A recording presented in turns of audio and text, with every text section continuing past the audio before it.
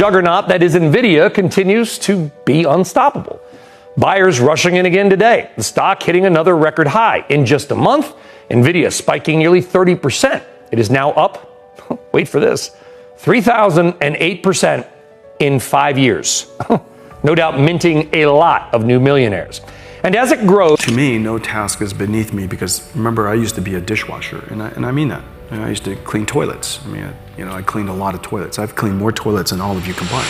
On June 6, 2024, NVIDIA's market capitalization surpassed Apple, making it the second most valuable company in the world, with a valuation of $3 trillion. As of 2024, India's GDP is $3.9 trillion, which is just 25% more than NVIDIA's market cap. How did the founder, Jensen Huang, from cleaning the toilets to leading the second most valuable company in the world? And how is NVIDIA dominating its competition? In the end, I'm going to tell the 3 business lessons that I learned from NVIDIA's journey. So come, let's find out in this video. The path to success for Jensen Huang is not all roses. Jensen Huang, born in Taiwan, immigrated with his parents at the age of 9. Thereafter, he completed his bachelor's degree in electrical engineering at Oregon State University and his master's degree in electrical engineering at Stanford University. Jensen co-founded NVIDIA in 1993. Like any startup, NVIDIA faced its fair struggles in the early days. Competing against giants like AMD, Intel was not easy. It was a very tough road. Though the name NVIDIA has no meaning, it is an amalgamation of words. NV stands for next version. NVIDIA is a Latin word for envy. They hoped to speed up the computing so much that everyone would be green with envy, and hence their logo is green in color. Their primary business till date is selling GPUs. That's how they make 80% of their revenue.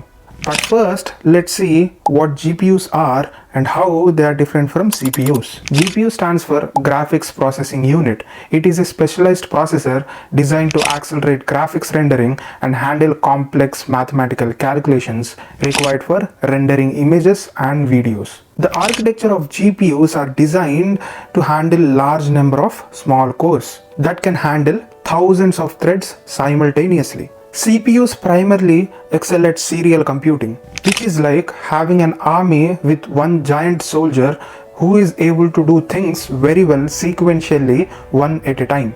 Compared to GPU's parallel computing, which has an army of thousands of small soldiers who are able to take the problem and do it in parallel very quickly compared to CPUs. At the start, NVIDIA's future was far from guaranteed. NVIDIA was first known to revolutionize the computer graphics and visual effects for Hollywood. They first launched their high-performance graphic card in 1997. The applications for these chips were very limited to pro gaming industry and for the people who rendered visual effects in Hollywood. One very smart thing Jensen did was to follow a fabless business model, which means it only designs its chips, but it outsources its manufacturing to foundries like TSMC. This kept their capital expenditure low and just focusing on designing world-class graphic chips, which led them to be in the game for long term.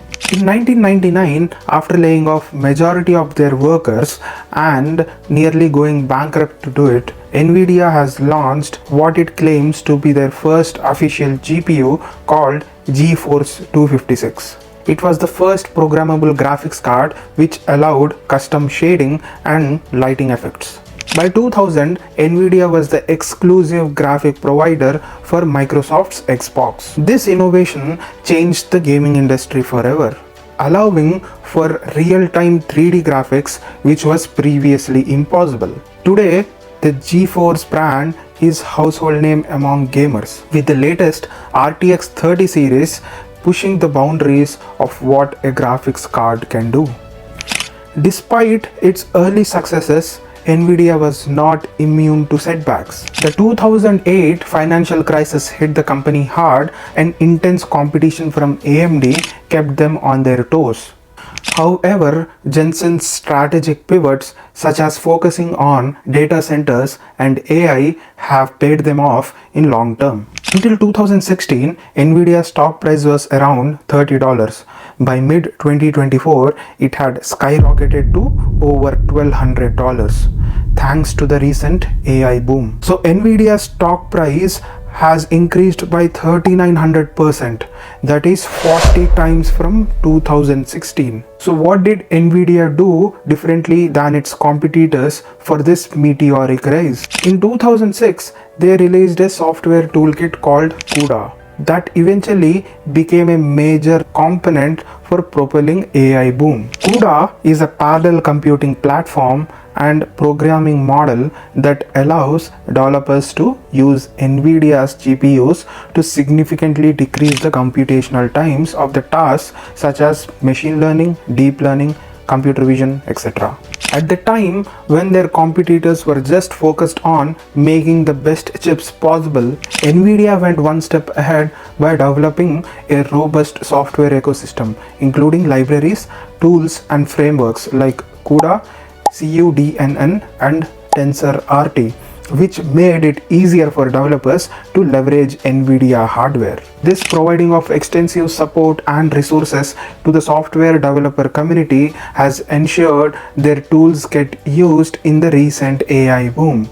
Today, NVIDIA is more than just a graphics chip maker. NVIDIA's GPUs are there in every cloud made by every computer company today.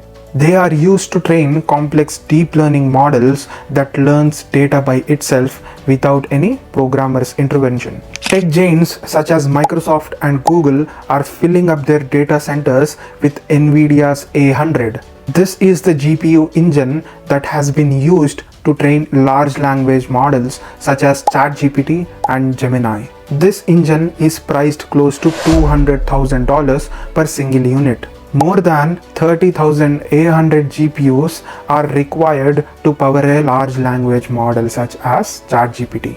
But being in the center of AI boom does not make them immune to geopolitical tensions. NVIDIA is just designing its chips.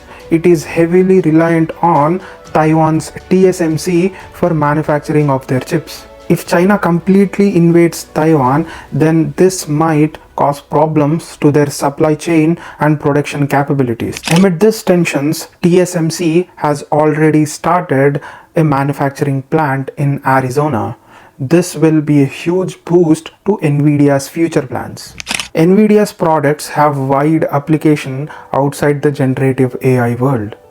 NVIDIA's Drive platform provides the computing power required for autonomous vehicle technology, including self-driving cars. AI-powered tools like NVIDIA Clara provide platforms for medical imaging, genomics, and computational drug discovery. GeForce RTX with ray tracing technology is a new revolution in the gaming industry. Before ending today's video, these are the 3 key business and life lessons that I have learned from NVIDIA's journey. Strategic pivot. When his competitors like AMD and Intel were focused on making the best possible chips, NVIDIA developed software toolkits for developers to access their hardware, which led to their usage in AI boom. Diversifying risk. Rather than just focusing on making computer graphic cards for gamers, the company envisioned to utilize their products across different fields, which led them to build multiple income streams. Fabless manufacturing. When you are a small startup, it's extremely difficult to do capital heavy investments such as manufacturing. Instead, what NVIDIA did is to concentrate on making best chips possible and outsource their manufacturing to their trusted partner. Lastly, Jensen's resilience and perseverance. Jensen started NVIDIA in 1993. The company has faced many hardships and many near-death experiences. The Wall Street undervalued the company for the longest time, even until 2016. But he believed in NVIDIA's vision and never gave up. I hope you have learned some valuable business and life lessons from this story. Thank you for watching this video. I will meet you in the next. Until then, goodbye.